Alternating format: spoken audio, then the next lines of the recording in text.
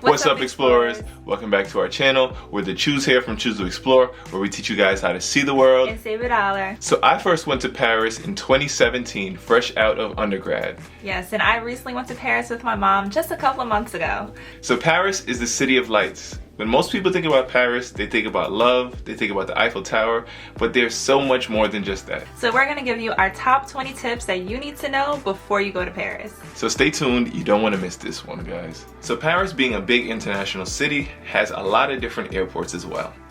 So if you're flying from the US, there are two major airports that you will fly into. The first being Charles de Gaulle and the other one being Orly Airport.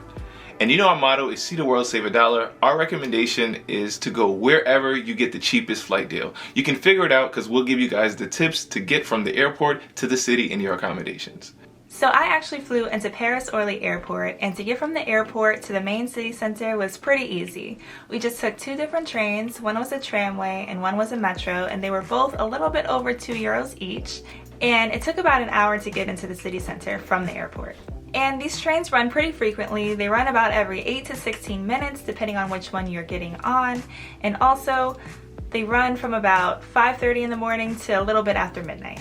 When I came to Paris, I flew into Charles de Gaulle. Now the amazing thing that I love about Paris is the public transportation is really easy to navigate. So I took the bus. I remember there are two different buses that you can take. You can either take the 350 or the 351, and they both take you to the city center. The bus ride took about an hour and a half in order to get to the city center, but it depends on how far away your accommodations are from the city. In total, it was under €2, which is very affordable, but the bus stops running a little bit before 10 o'clock at night. For all my people who have late arrivals, don't worry, they got you covered. We have the Noctillion buses as well. You can take the N140 or the N143, and these run from around midnight till about 4 o'clock in the morning.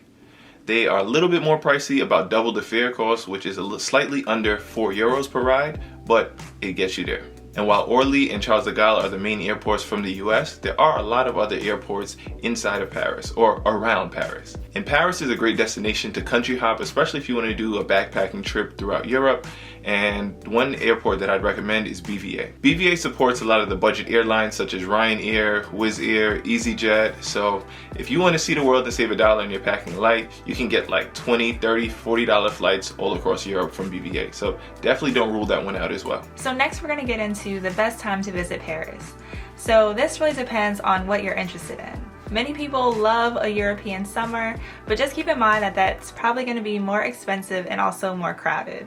And this is because, like here in the United States, the kids are out. Everybody's out and has free time during the summer, and the weather is typically a little bit nicer during the summer, but it can be very hot and humid as well. So just keep that in mind if you want a European summer. The other time that a lot of people tend to come to Paris is during the holidays, the Christmas, New Year holidays, the winter time. And this is a beautiful time to visit because it's the city of lights, and seeing it all lit up with all the people, the hot chocolate, the Christmas markets is spectacular. But once again, keep in mind that there are a lot of people that are going to be there. One thing that I also want to note about Paris, especially this year in 2024, is the summertime is the Olympics in Paris. So if you have not booked your flights and your hotels, it's probably going to be super expensive or everything will be booked already. And my personal favorite time to visit Paris was when I went. So I went during October, and it was the autumn and it was the off season. So flights were cheaper during then, accommodations can be cheaper during that time, and also there were less people around. So I really enjoyed it during that time. So now let's get into affordable flights.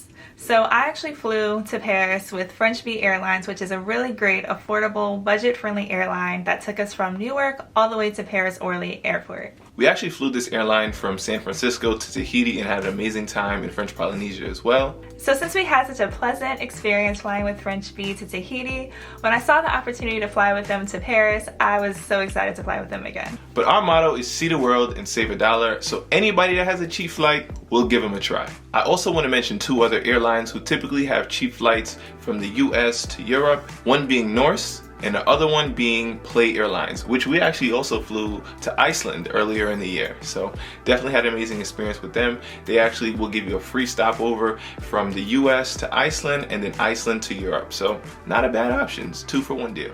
So now we're going to get into accommodation tips. So in Paris, there are several different arrondissements, which are the different districts. So if you want to save money, you should probably stay away from the districts that include very popular sites such as the Eiffel Tower. So while it is amazing to be right next to the Eiffel Tower, it will cost you. And the Eiffel Tower is such a big and prominent fixture in the city skyline that you can see it from a lot of different places around the city. And also, the big thing to remember is wherever you stay, just stay nearby a metro station because you can easily get into the main city center once you get on the metro. Also keep in mind that a lot of the accommodations are actually small. So think New York City small. So these spaces are not going to be large, spacious areas to stay in. You may be paying quite a bit for a small accommodation, especially if you're close to a tourist attraction. Another thing that I'll tell you guys about hotels, in particular to my families of 4 or more, is to check the amount of people who can stay or are allowed to stay in one room. But in Europe, don't assume it to be the same. There may be limitations to the amount of people that you can have in one room. Now, this may not apply to every single hotel in Europe or Paris, but be sure to check it before because it'll cost you a lot to book that room and then figure out that you actually need another hotel room. So if you're interested in somewhere to stay in Paris, we have over 10 top recommendations for accommodations in Paris included in our Explore Paris travel guide, which is of course linked in our description below. So our next point is going to be about navigating the city of Paris. One thing that I love about Paris is that it's a very walkable city, and where you don't want to walk, public transportation can fill in those gaps. From my experience, I would not recommend renting a car or taking taxis. They're going to be more expensive, and not only that, you may be sitting in traffic for long periods of time. So my top recommendation would be to take one of the train systems or the buses, but remember, do the buses when it's not rush hour. Just be sure to download the offline maps in Google Maps, so just in case you guys lose service, you can still use those maps or follow the pathway so you won't get lost through Paris.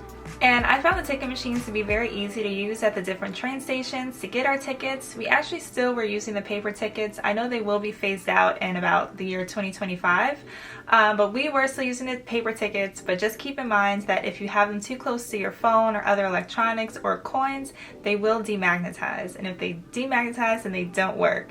So you'll have to ask somebody at the ticket booth to actually exchange your ticket for you if that happens. Also, if you have any trouble using the ticket machines, just simply ask one of the workers behind the ticket booth for assistance. Don't rely on somebody around the area to help you with your ticket because they just might be trying to scam you. So stay clear of that and just ask an official worker. Also, keep in mind that some of these metro trains do not have drivers and the doors are actually automatic. So when you hear the bell ring, don't try to rush through the doors because they may not sense you. So that could be very unsafe. So just listen out for the whistle to ring and don't try to rush through. So our next tip is to be an early bird. So while there are many things to do in Paris, a lot of people want to get the same shots, a lot of people want to see the same things. So if you want to get unobstructed views or to get amazing photos, your best bet is to go early. And while this may not be so important in the shoulder season, if you're going during the winter or in the summer, you need to get up early. So now we're going to get into the city pass. So you should really evaluate the worth of a city pass based on your planned attractions. So a city pass will bundle different sites and different museums, and they can end up costing less than you going to each of those places individually. But if you don't plan to go to a majority of those places, it may not be worth it to bundle it in a city pass. And our next point is about free museums. So some museums have free museum days and other museums like Petit Plat are always free. So we actually have a whole bunch of free options and the days that they're free included in our Explore Paris travel guide. Be sure to check that out. So our next point is about currency and payment. So in Paris, it should not be a surprise that it is a part of the European Union and they do use the euro. So I know a lot of people tend to change their currency before they get into the country, but one thing that I would recommend is to do not exchange your currency at the airport. This is because you get a poor rate and there are a lot of commission fees that are there as well. If you do need to get some currency, I may recommend just changing a $20 bill or something, but don't change all your money at the airport. What I would recommend is to get a debit card that has no foreign transaction fees and that reimburses you for ATM fees like ours with the Charles Schwab card. Also, if you are going to use a credit card, just use one with no foreign transaction fees. The credit card that we use is also linked in the description that has no foreign transaction fees, and it helps us travel because we accrue points on every purchase that we use. Credit cards were widely accepted throughout Paris, and the only time that I needed to use cash, where cash only was accepted, was at La Durée. So when you're in Paris, there's a couple of things that are just must-tries. So of course, you must try the croissants, you must try the baguettes, and of course, you must try the macaroons as well. So we tried the macaroons from La Durée, which were actually really delicious. I highly recommend you trying those out.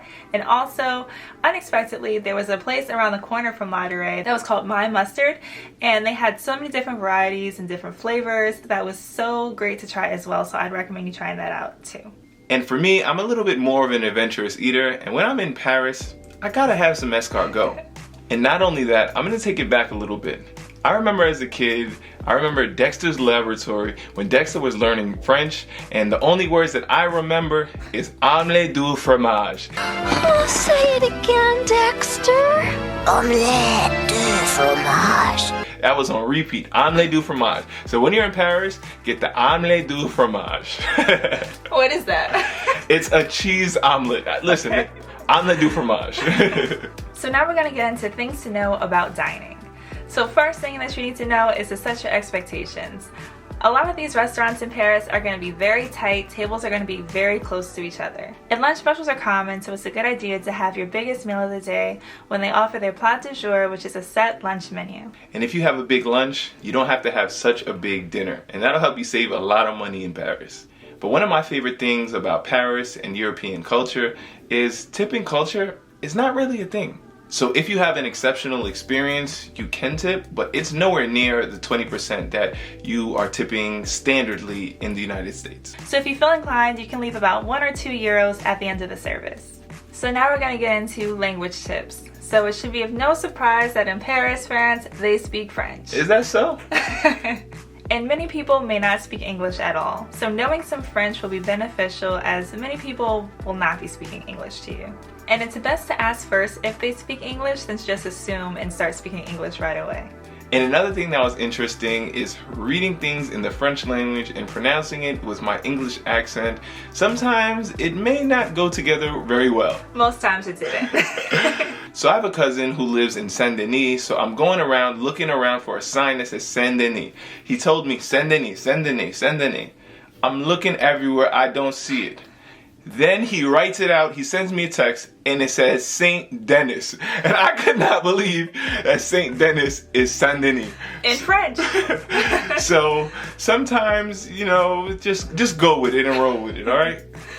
So our next point may be a crappy situation because we're going to be talking about toilets in Europe and Paris in particular.